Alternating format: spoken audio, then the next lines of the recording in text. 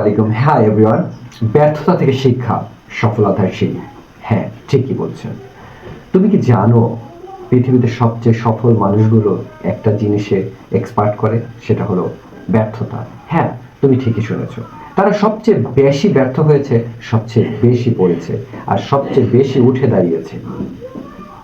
Thomas এডিসনের নাম শুনেছ নাকি? যখন বৈদ্যুতিক বাল্ব আবিষ্কার করেছিলেন, তিনি 10,000 বার ব্যর্থ হয়েছিলেন, কিন্তু তিনি বলেছিলেন, আমি ব্যর্থ হইনি, আমি শুধু 10,000টা উপায় খুঁজে পেয়েছি যেগুলো কাজ করে না। এটাই হলো মানসিকতার পার্থক্য। ব্যর্থতা মানি শেষ নয়, ব্যর্থতা মানি একটা পাঠ, একটা অভিজ্ঞতা, সফলতার দিকে যাওয়ার একটা ধাপ। জীবনে যখন তুমি হোঁচট খাও, তখন 3টা জিনিস করতে পারো। 1, সেখানেই বসে থাকো, কাঁদো, নিজেকে দোষ দাও। 2, অন্যদের দোষ দাও, পরিস্থিতিকে দোষ দাও। 3, উঠে দাঁড়াও, বোঝার চেষ্টা করো কি ভুল হলো, আর পরের বার আরো ভালো করার জন্য প্রস্তুতি নাও। যারা সফল তারা 3য় পথ বেছে নেয়। প্রতিটা ব্যর্থতা তাদের কাছে একটা শিক্ষক।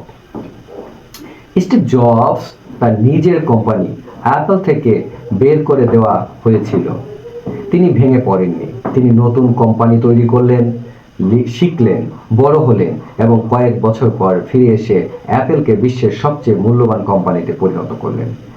জে.কে রাউলিং, হ্যারি পটারের লেখক, তার বই 12টা পাবলিকেশন রিজেক্ট করেছিল, আজ তিনি পৃথিবীর অন্যতম সেরা লেখক।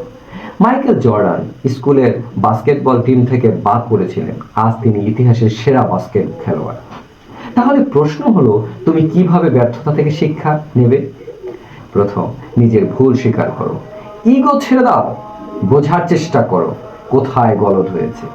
2, প্রতিটা ব্যর্থতা থেকে একটা লেসন লিখে রাখো, এটা তোমার সম্পদ। তৃতীয়ত, দ্রুত আবার চেষ্টা করো, যত দ্রুত পারো তত দ্রুত ওঠো।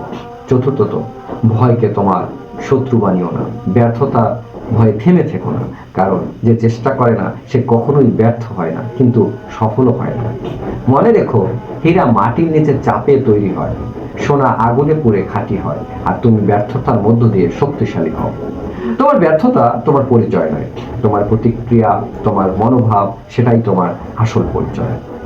সুতরাং পড়ো, ওঠো, শেখো, আর এগিয়ে চলো, কারণ সফলতা অপেক্ষা করছে তাদের জন্য যারা হাল ছাড়ে না। তুমি পারবে, এখনই শুরু করো, এখনই শুরু করো। ধন্যবাদ, ভালো থাকবেন। ভিডিওটা অবশ্যই শেয়ার করবেন এবং একটি লাইক অথবা কমেন্টস করবেন। আল্লাহ হাফেজ।